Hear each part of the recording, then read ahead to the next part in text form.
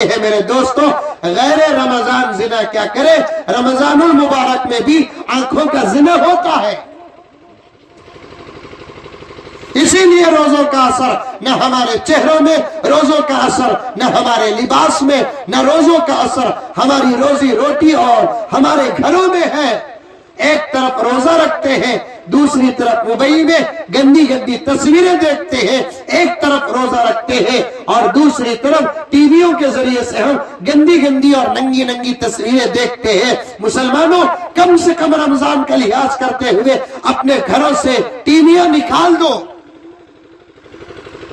اور سن لو یہ آج اس کی بات، جس کے گھر کے اندر ٹی وی ہو، رمضان جیسے مہینے میں بھی اس کے گھر میں رحمت کے فرشتے داخل نہیں ہوتے۔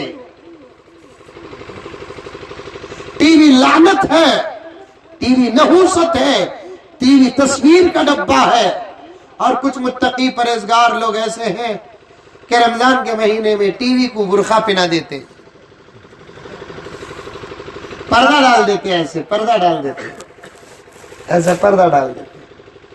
مولوی صاحب گئے تو ٹی وی کو چھپا دیتے۔ مولوی کا ڈر ہے، اللہ کا ڈر نہیں۔ مولوی سے ٹی وی چھپ جائے گی لیکن اللہ سے چھپے گی۔ جب تک یہ ڈبہ تمہارے گھروں سے باہر نہیں نکلے گا، اس وقت تک رحمت کا فرشتہ تمہارے گھر میں داخل نہیں ہوگا۔ چاہے تم کتنے ہی مضبوط ڈبے میں یا کپڑے میں باندھ کر رکھ دو، لیکن گھر کے اندر ہے کہ نہیں؟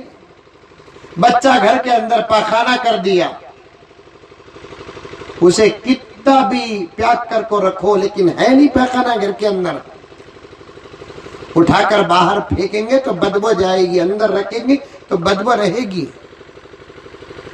واقعہ اکثر کہتا ہوں، امداد اللہ مہاجر مکی رحمت اللہ علیہ کے پاس ایک آدمی آیا، آ کر بولیا، حضرت ہمارے گھر کی بوڑی میں، بولی میں، کنویں میں، کیا بولتے اسے آپ کے ہاں؟ بوڑی بولتے، ہمارے بنگلور میں بھی بوڑی بولتے۔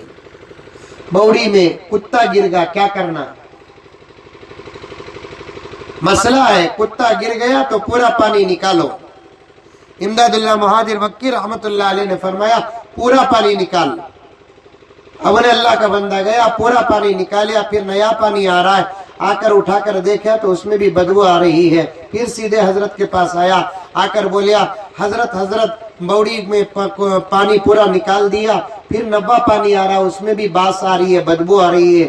حضرت بولے کم سرس نکالا رہیں گا، اور ایک مرتبہ پورا پانی نکال گیا، پورا پانی نکالیا، پھر نبا تازہ پانی آیا، اس میں بھی بدبو آ رہی ہے۔ پھر حضرت کے پاس آیا، آ کر بولیا، حضرت پھر بھی پانی میں بدبو آ رہی ہے۔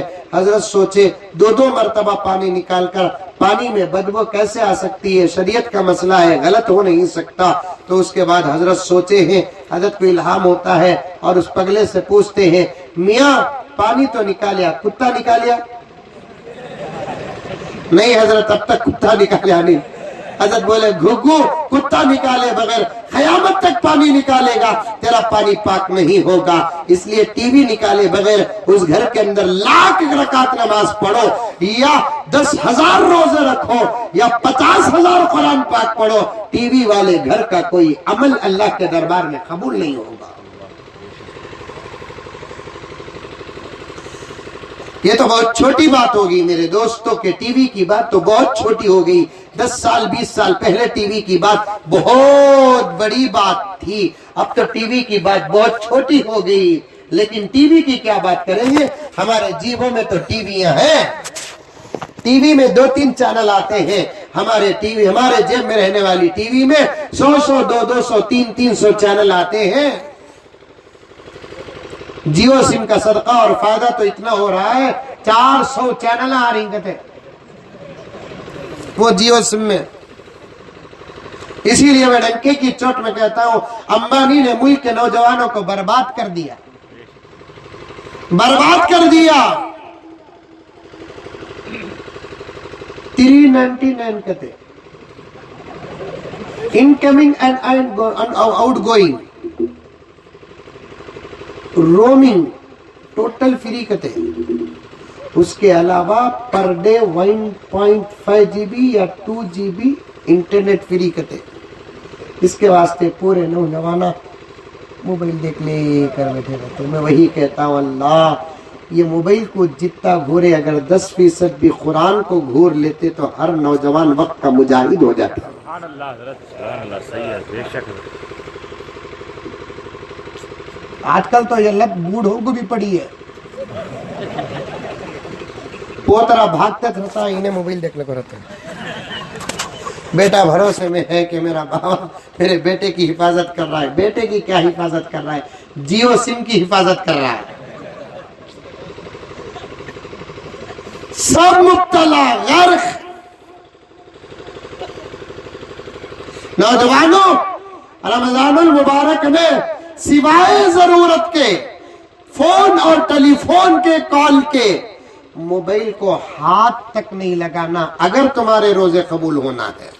इंशाअल्लाह जरूर। अगर तुम्हारे रोजे कबूल होना है। रमजान है, रोजे है, मामूली बात नहीं। ऐसा मुकद्दस महीना मुझे वक्त दे और अल्लाह मेरे वक्त में बरकत अता फरमाए, मुझे सफर करना है। ऐसा महीना है सारे आलम के हालात को पहले रोजे के इफ्तार में बदल सकते हैं। नारे तकबीर।